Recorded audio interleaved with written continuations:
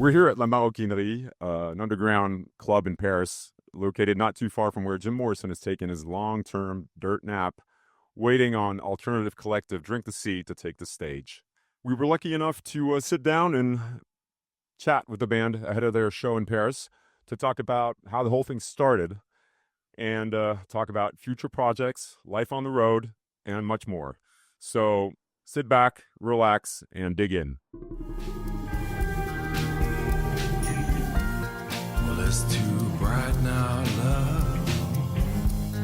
It's aging me too fast to breathe. Okay, so Drink the Sea, welcome to Paris. Welcome to La Maroquinerie. First question. So you're about halfway through your European tour. How has it been so far? Any highlights? Oh, pretty much every day is a highlight. Yeah. We've been having so much fun playing together, you know. I mean, there have been some, long drives and lots of ham, Serrano everywhere, and no veggies. But otherwise, we've been discovering stuff about, Ham.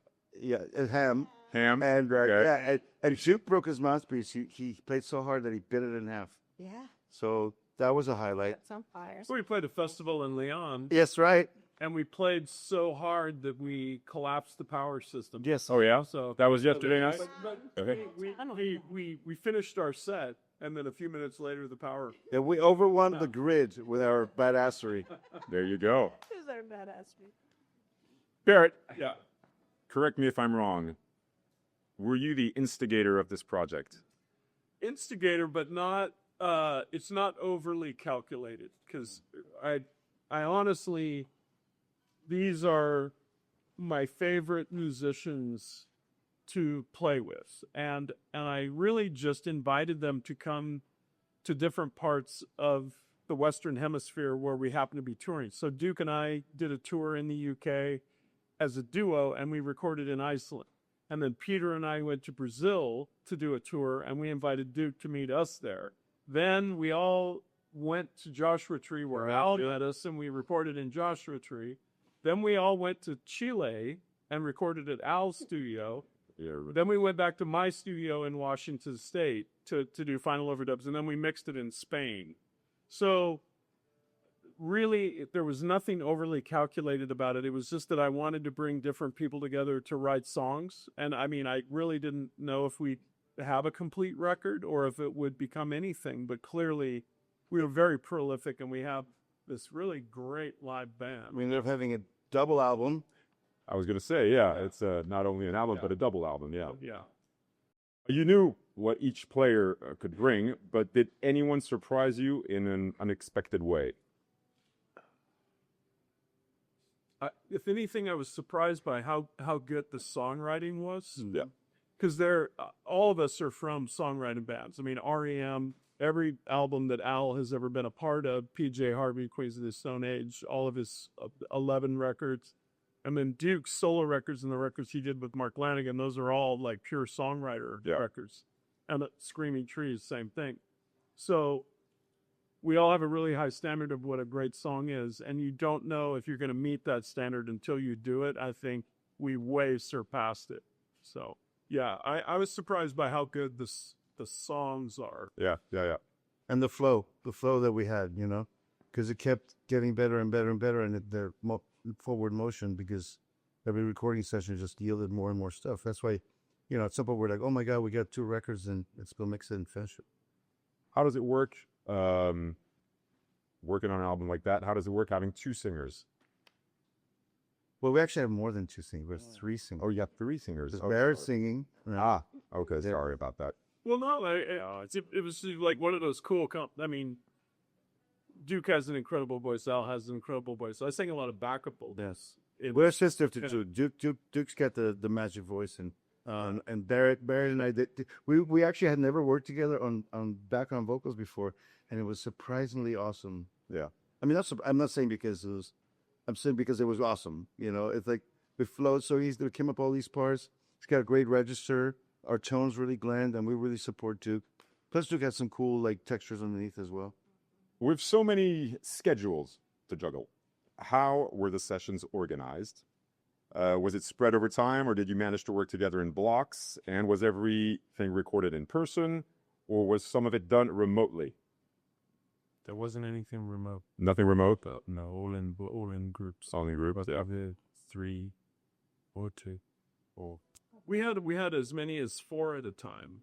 Yeah. Yeah. How difficult was it to get everybody together for the recordings as well as for the tour? I mean, it's mustn't be easy with all your side projects. I mean, all your projects and this on top. You know, it must have been quite a. I think we all we're so excited about it that we just cleared the decks. We were like, well, this record's great. We're gonna go out and Yeah, so that wasn't so much of a Yeah, that problem was- to that manage was- to get everybody No, on no. board and it all slotted in what was already yeah. happening in All right. travels and such. The album came out as a double record with over 90 minutes of music. Was that scale planned from the beginning, or did it grow during the sessions? Are there unreleased tracks left from that period, and could they come out one day? Man, that's your answer. We pretty much finished everything we started. Yeah. Though there are some jams running around, but we've already been recording new stuff. Oh, already. We're so restless, it's crazy. So when is the new album due? But hey, we're talking about this. Yeah. No, I think that it just had had this life to it, and then we finished it, and there it is. The energy for the next one is really good though. We've already done some tracking. We're gonna continue to do tracking. We have a few sessions booked here and there wherever we go. Okay. Just that cool vibe that you used to have where you tour and record, as you go. Yeah. Yeah. Oh, that was my next question. Was this a one shot, or were you going to go on with this project? Were you going to? So I think you answered that question. I'm still really, really excited about it. Well, I can't wait to see the show. Putting out any album today is a risk, a double album even more so. A lot of people say the album format is no longer relevant. Do you see it that way? Does it even matter? I think people that say that are no longer relevant. It's a good criticism, but no, I think albums are very, very relevant. Yeah, man. Yeah. Yeah, I think they're gonna make a comeback too, because AI and that going back to people together, audiences getting the feel of like real humans doing it in front of them, and it hasn't been going that well. All that other streaming stuff and whatever has kind of disconnected us from each other, and I think that the reaction is going to be that we want to connect again, and the only way to do that is to connect. Well, Yeah. so whole albums, live shows, Double albums. Double albums, Triple triple albums. The music is hard to place in terms of references. Were there any influences on this project, even indirectly, more in spirit than in sound? I think because all of us would really listen for the song itself as the song began to emerge during the writing sessions, and we're recording as we're writing. We listened for what kind of instrumentation would really help that song. Because if you really listen, the spirit of the song will tell you what it wants. Mm-hmm. And all of us are influenced by world music. I mean, every truly developed musician knows that there's a lot more outside of your own country that you should be listening to.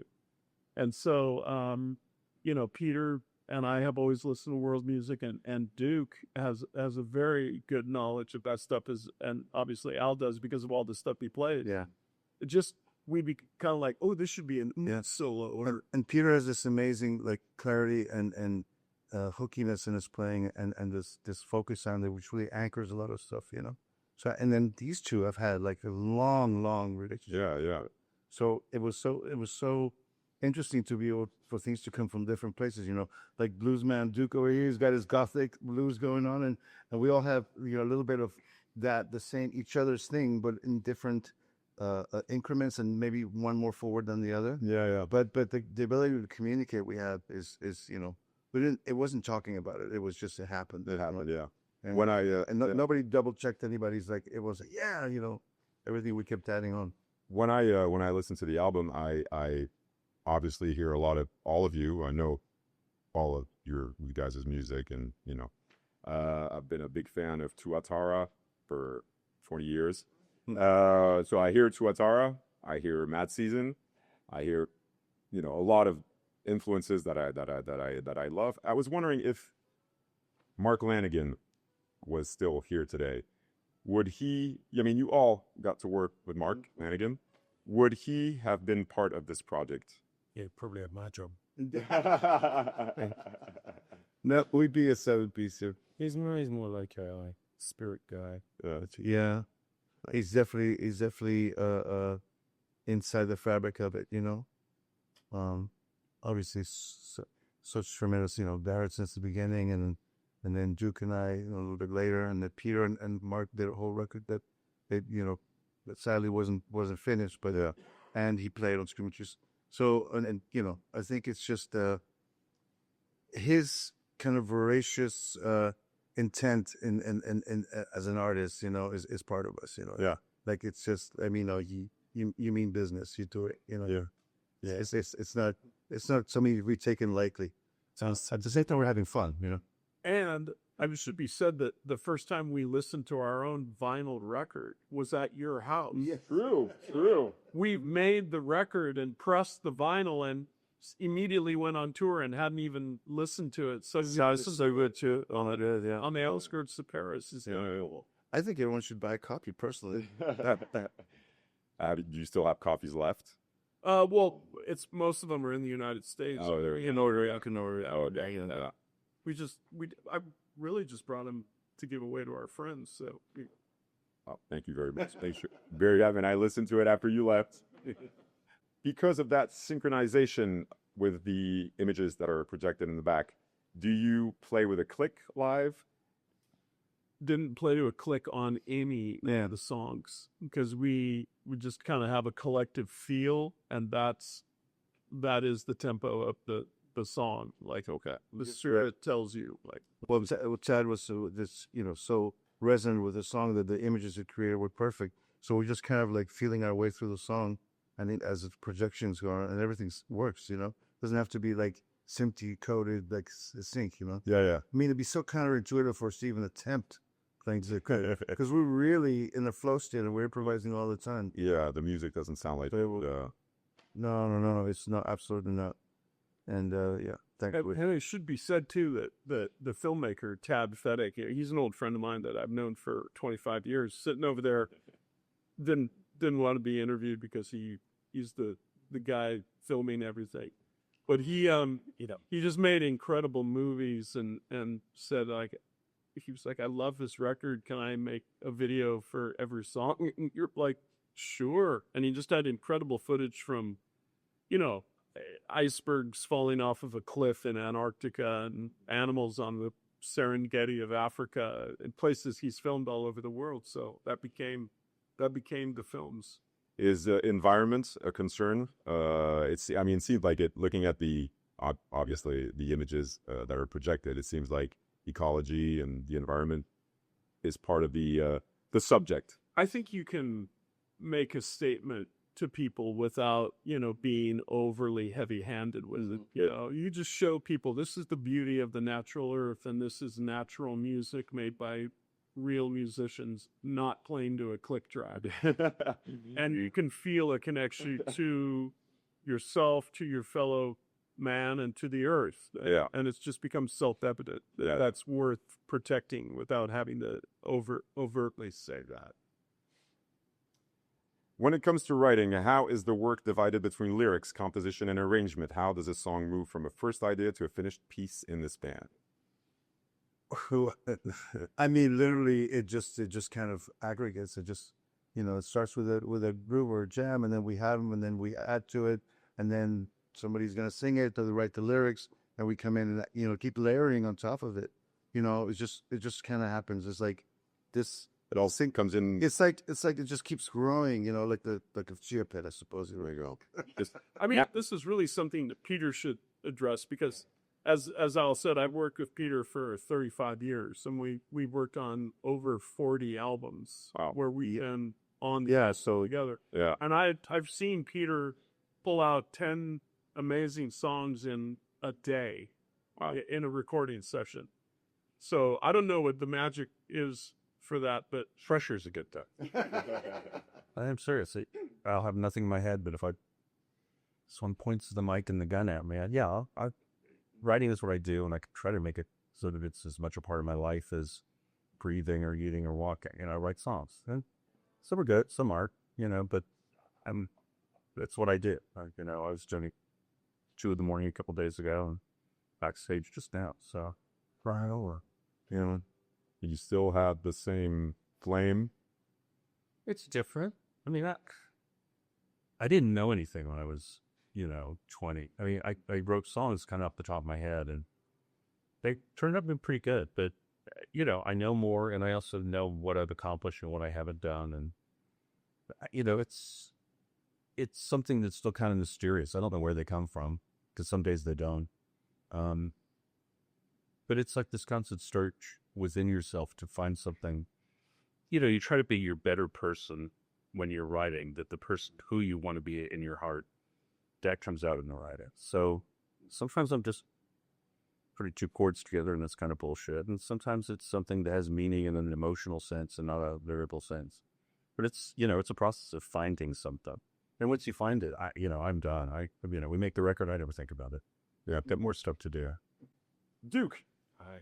Hey, sorry to intrude, huh? Dude, your voice and your reed playing both come straight from breath and body. How does that translate to the grind of touring? And is there a mental space you have to reach each night to deliver that intensity? Yeah. It's very physical. Yeah. It's a mental place where you gotta shut everything out. Well, gotta shut it out and let it all in at the same time, if you know what I mean. There's a giant filter, so all the gritty bits don't get in, but the good bits get in, and then it can all come out. But yeah, I suppose it's sort of like flow state, like I was saying, or perhaps a kind of dream state, like fevery, because it's very hot, and you can't let go really. You can't think about anything that's like ordinary, because the pops your balloon, and down you go. Alain, you were in Paris last month playing solo. Mm-hmm. I know because you brought me up to sing with you. Yes.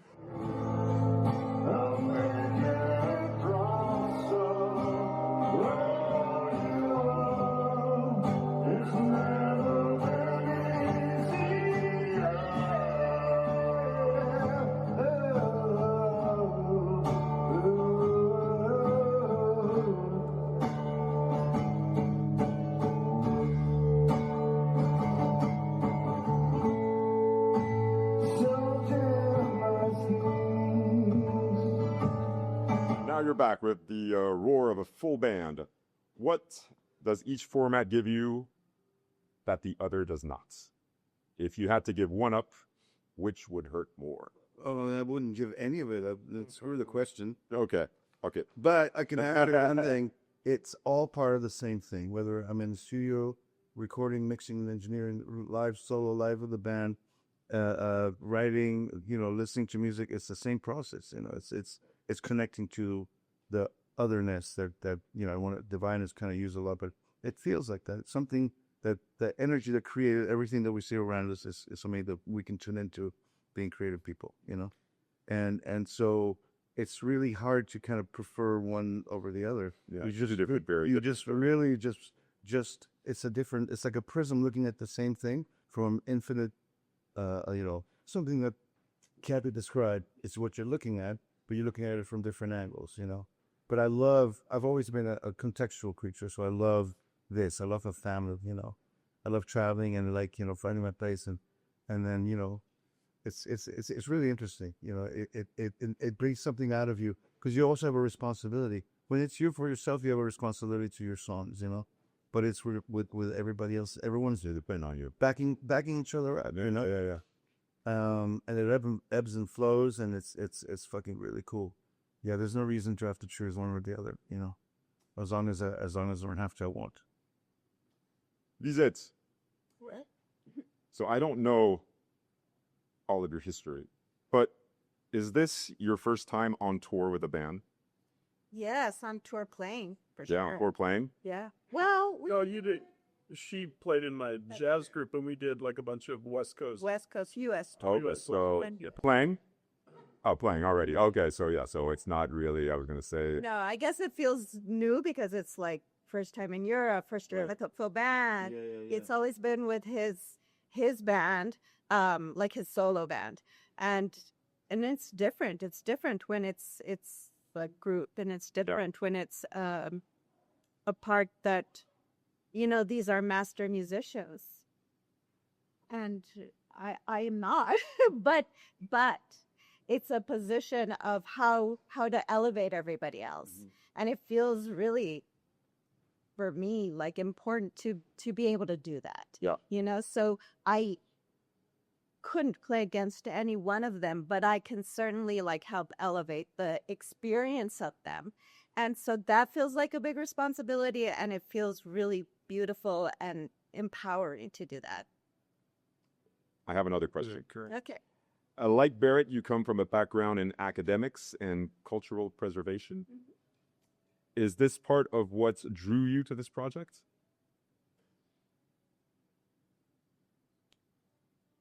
It does all tie together. I mean, I grew up in a family of musicians, speaking different languages. A lot of the research I did as an academic was about language and identity and culture. And maybe that's what drew me to Barrett, was that he had a similar background. So here we were, two people in our 40s, 50s that had never been married, but had traveled the world as individuals, and then came together, and suddenly it was as if neither of us had to change anything because we were both kind of doing the same thing. And so that came together very beautifully. And this, of course, just ties into it. All the sounds, all the music, all the textures, all the friends and family from around the world that came to build this. It's all tied together. Right. We live in a time of deep divisions, not just in politics, but in everyday life as well. Drink the Sea brings together different disciplines, traditions, and geographies. Do you see this project as a response to that fragmentation? You just do the question. I think we respond to fragmentation in general through music, yeah. And particularly in this case too, because we're bringing in elements from different time periods, different cultures, and things that we've lived.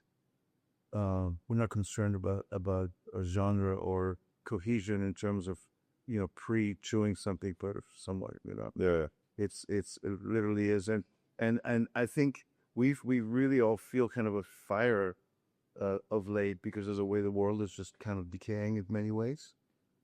We're so excited to be older and doing it, and then getting up in the morning and doing it. Like a future. It's a future. Like let's go out there and inspire people, because we see it every day when people are getting inspired by this. They leave with a huge gift that we're very lucky to be able to give, and not that we don't. That's not the thought process. We're playing and we see them, and Right. Yeah. like You can feel it's that's. I mean, in Lyon we had like this all prancing. It was a festival, right? It was a festival, yeah, and it was really powerful. Yeah. I mean, a truly developed musician of any genre of music has the ability to take the abstract concepts of their society or their culture and channel it into their songs or the way they play their instrument. And that's a unique thing that musicians can do that the audience can understand. It's like I was saying, it's much easier to show a film and write a song about something than stand at a podium and give a political lecture that nobody wants to hear. But if you show truth visually and through authentic music and songwriting, that has an incredibly powerful impact. And that's why musicians are dangerous too. You think music can change the world? I do. Yeah. Because I've seen it happen in my lifetime. Yeah. I saw it happen with our Generation X. Like, we reinvented how you could do music. Actually, Peter's band REM inspired a lot of us. Even though you may not connect REM with what happened in Seattle, a lot of Seattle bands were inspired by what REM did because they went out and did it their way. Yeah. And it made everybody go, "Oh yeah, we could do that." Yeah. Maybe not with that same degree of success, but they set a template that people could follow. Yes. Yeah. Okay. On a personal level, where do each of you find hope right now? In music, obviously, but Personal level. Well, I mean, it's it's this. I think that there's a pendulum always, and a feeling the pull, starting to brew against all the craziness we've seen. Now, a lot of things are working against it because AI and so whatever, people talking the war. I mean, it's like insane. Like my brain can't even have it. Like everyone's like, yeah, we're preparing for war. Like, who said? Why? But I think just like it's like a quickening, like things have to change and hope, and I think we're going to be part of that, or certainly, do more to help improve things than to harm them. do you see a sort of a side question? But do you see AI as a threat? It's a sideshow. Society? It's just the busted planets before the lion tames. Yeah, I haven't really found any use for it. I don't see how it would be. I mean, maybe it's kind of interesting for a second to, oh wow, I could be able to do it. But it's a weird like here. This is the connection, This is it, and suddenly you got to deal with something through here that goes like this. It comes back around. Supposedly, it's not the same. Your source is right there. It's inside, and we've all known what that is, and you can't replace it. You're not gonna fucking once you've had a really amazing meal, you're not gonna go, well, sometimes I end up tied to hell or whatever.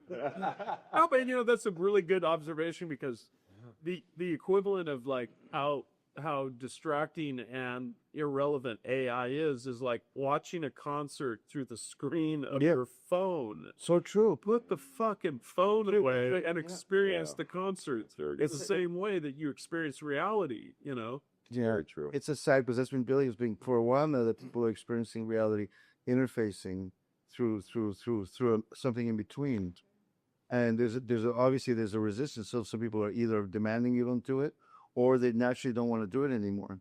But most people are doing it, and I think it's a disservice to the potential as human beings. They don't develop as far as they could. Yeah. I'm not talking down to them. I'm just saying the human beings with the right nourriture, the sustenance, can grow to be incredible, as evidenced by our history. The good bits of the history. Bach and something. So I don't know. I think the more discomfort appears from everything going wrong, the more people are going to want to fix it. Yeah. Because it's not natural to wake up in the morning and go, oh, another day. It's natural to see the sun and go, well, let's go. Yeah. All right. After Paris, you're heading to the UK. Yep. All right. You got what, 2-week tour?